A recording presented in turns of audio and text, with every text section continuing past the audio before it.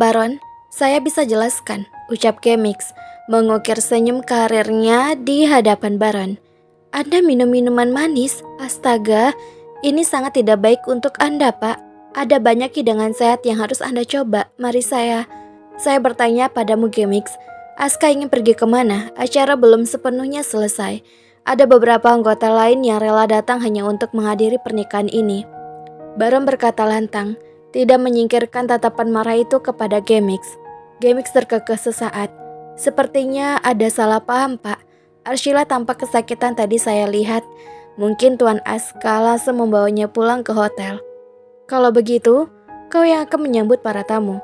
Tidak ada pembicaraan lebih, Baron langsung beranjak meninggalkan Gemix begitu saja. Gemix seketika membelatkan bola matanya mendengar perintah ketua umum direksi barusan. Apa? Bagaimana bisa, Pak? Kenapa situasinya menjadi seperti ini? Lelaki itu berdecak sesaat sembari berkacak pinggang. Mau tidak mau, Gemix harus melaksanakan perintah Baron untuk menyambut beberapa anggota lain yang datang. Bukan hanya menyambut, Gemix juga harus meminta maaf karena ulah Aska yang di luar skenario. Hei, pulang lebih awal tidak ada di rencana hari ini. Baru hari pertama pernikahan saja, Aska sudah berani meninggalkan jadwal. Sebelumnya ia tidak pernah melakukan hal seperti ini, membiarkan rekan bisnisnya menunggu dan mungkin saja merasa dikecewakan. Saya tadi melihat Tuan Aska menggendong istrinya keluar gedung. Itu sangat romantis, bukan? Saya yakin mereka akan hidup bahagia selamanya. Kenapa menggendong? Apa Arshila tidak bisa berjalan? Apa jangan-jangan mereka sudah melakukannya setelah akad? Melakukannya di sini itu hal yang sangat panas. Suara gelak tawa menggelegar justru membuat Gemix langsung merinding dan kehilangan kata-kata. Lelaki itu hanya bisa tersenyum tipis, merespon percakapan antara anggota yang datang membicarakan pernikahan Aska.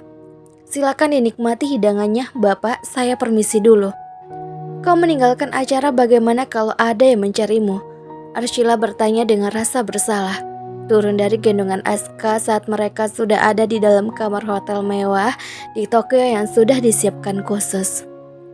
Aska mengatur nafasnya sesaat, kemudian melonggarkan kerahnya yang terasa sedikit mencekik lehernya. Kenapa kau sangat berat? Ini kedua kalinya kau menyusahkanku.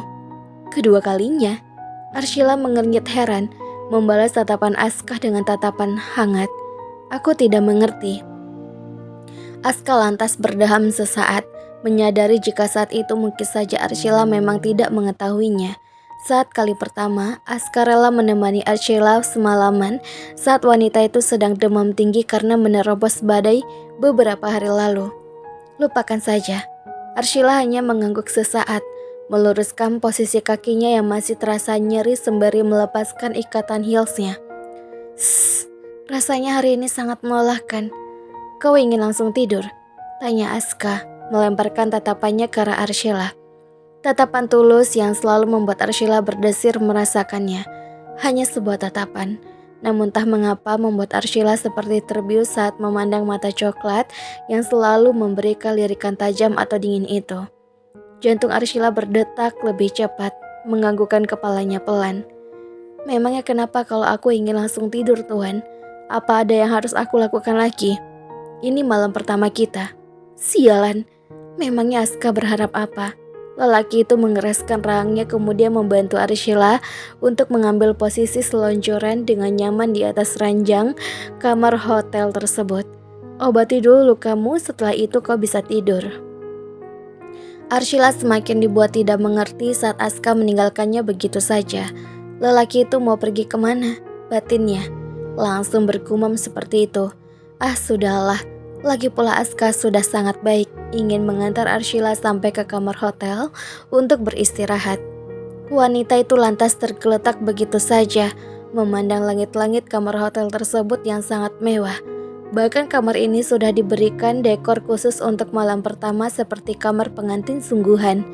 Malam pertama kita, Arshila hanya bisa menghela nafas dan menggapaikan pikirannya. Pintu kamar tersebut kembali terbuka, menampakkan Aska yang kini melangkah tegap kembali mendekati Arshila. Namun kini lelaki itu tampak membawa kotak berwarna putih. Betul kan posisimu? Apa?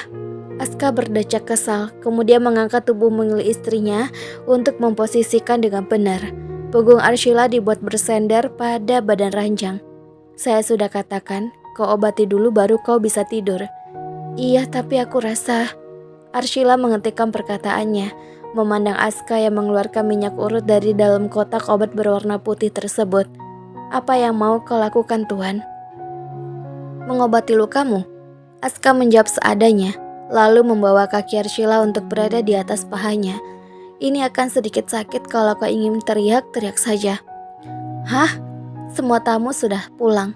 Gemix memutuskan untuk berkunjung ke kamar atasannya untuk membicarakan hal penting yang sempat Baron sampaikan mengenai rencana selanjutnya dan beberapa pekerjaan yang akan dilakukan beberapa hari ke depan.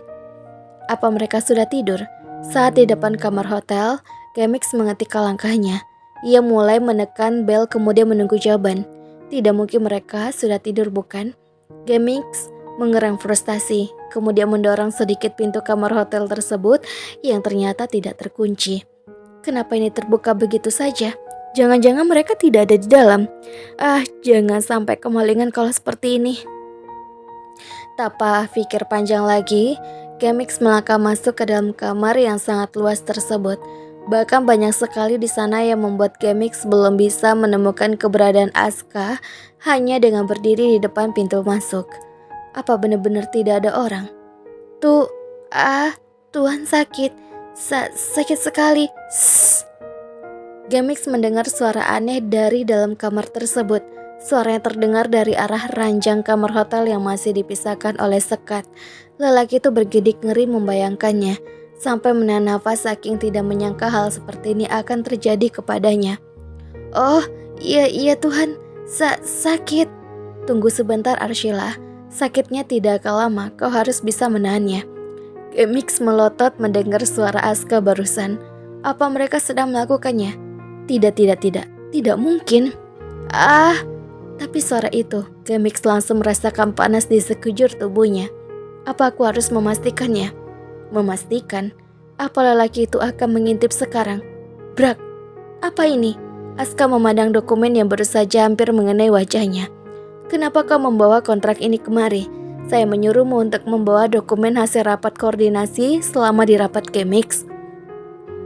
Kontrak pernikahan Anda, Tuan. Gemix mendengus kusar, berkacak pinggang. Wajah lelaki itu tampak sangat pucat, lelah dan tidak terkondisikan karena jam tidurnya yang berantakan. Bahkan Gemix baru bisa memejamkan matanya saat pukul 3 pagi tadi dan pukul 7 pagi ia sudah harus ada di kantor. Saya hanya ingin mengingatkan, Anda dengan Arshila hanya menikah kontrak. Lalu kenapa? Aska mendongakkan wajahnya, memandang Gemix dengan tatapan bingung. Kenapa wajahmu pucat sekali? Padahal sudah seminggu kita berlibur di Jepang tanpa memikirkan pekerjaan. Anda yang berlibur, saya bergadang semalaman karena tidak bisa tidur, ucap Gemix. Dirinya mengerang frustasi. Suara dasan itu yang terus berputar di pikirannya dan keluar masuk di pendengarannya. Saya sudah tidak bisa menahannya lagi. Apa yang tidak bisa kau tahan? Aska dengan mimik wajah heran memandang punggung Gemix yang kini beranjak meninggalkannya begitu saja. Ia hanya mendalikan bahunya acuh, kemudian mengalihkan pandangannya ke arah laptop untuk memeriksa beberapa file pekerjaan. Pemilihan sebentar lagi, tinggal menghitung jari. Rumor pernikahan seharusnya sudah mulai diperlihatkan di media sosial. Saya harus memeriksanya. Aska menghela nafasnya sesaat, kemudian membuka salah satu media sosial yang ada di laptopnya. Dan benar saja, rumor itu mulai muncul di permukaan dan berhasil mendapatkan banyak perhatian warganet. Sah, pernikahan CEO Aska Inovkra dengan model Arshila Pangestu Rahayu berlangsung di Tokyo, Jepang. CEO Askara Inovkra resmi menikah. 8 profil menarik sang istri model. Dituduh strategi pemilihan, Askara Inovkra bantah rumor tersebut. Mereka menikah karena sudah lama menjalin hubungan. Arshila Pangestu Rahayu membantah hubungan romantisnya dengan Hans, pemain basket internasional. Kami hanya teman, saya sudah bersuami sekarang. Siap menjadi istri yang baik, Arshila Pangestu Rahayu pergi ke dokter untuk melakukan program kehamilan. Halo Novers semua, jangan kemana-mana, tetap di channel Mimin, channel Fevita Loka. Jangan lupa subscribe, like, dan komen. See you next time. Bye-bye.